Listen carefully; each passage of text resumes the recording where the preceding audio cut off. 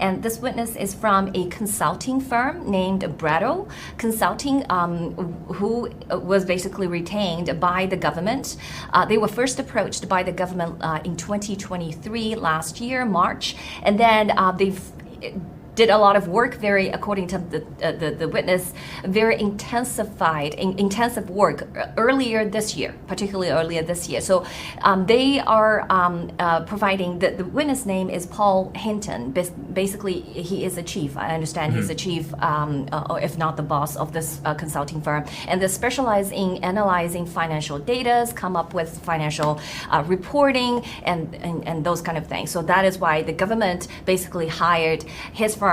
And basically, my understanding through the testimony is the government give them a huge amount of data and documents, just dump and say, hey, zip through this documents and then identify them. Okay, so first of all, identify them, whether they are the bank accounts, and then give them, so the government give them specific instructions in terms of what category they need to organize and sorting those material. So they don't do that independently? The government has instructed them on specific things? Almost every step of the way. Wow. So we felt like this although they're retained for their expertise, in data analysis and kind of sipping through a large amount of information, but I left an impression, and Feather can add in, is they are hand-holding. The government is hand-holding basically everything, okay? And even including the color of the boxes on their diagram. Through the chart, through working with government, he learned about this case, and he has no other involvement rather than just making the chart with the government. To mention this. So in order for this kind of a work providing to the government, they charged the government $2 million. $2 million. When I heard the number and compare what I saw today, that what they basically showed the jury and the court, those flow charts and diagrams, yes, they could bill $2 million, because the question, color-coded sheets.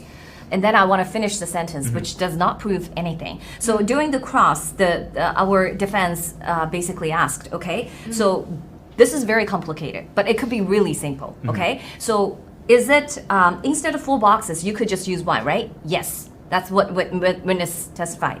Okay, so it is the prosecutor that asks you to put 4. Is that right? Yes. And the same with the crane, there are other boxes, there's 6 of them. They could just be in 1, okay? For the crane. However, when we're doing the cross, because this is a total, so you have to add in it's indicating the other sub expenses all coming aggregated together, right?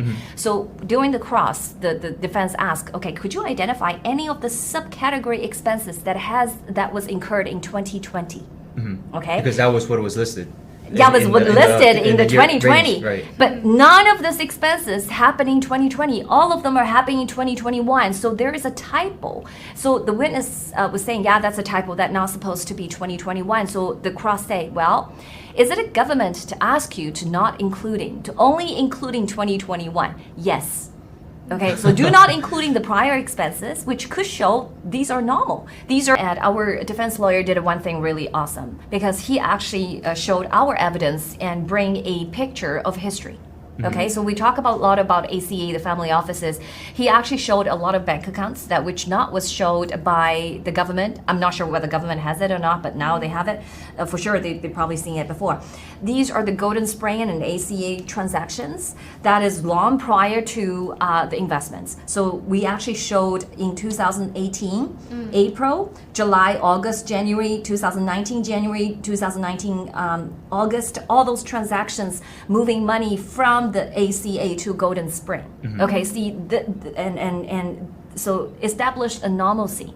Okay, because as we said, Mao School does not own a credit card, does not have a bank account. His expenses was paid by his family members and the family entities through family offices controlled entities, right? So this is just adding another layer of what happened prior to all the investments started. Yeah.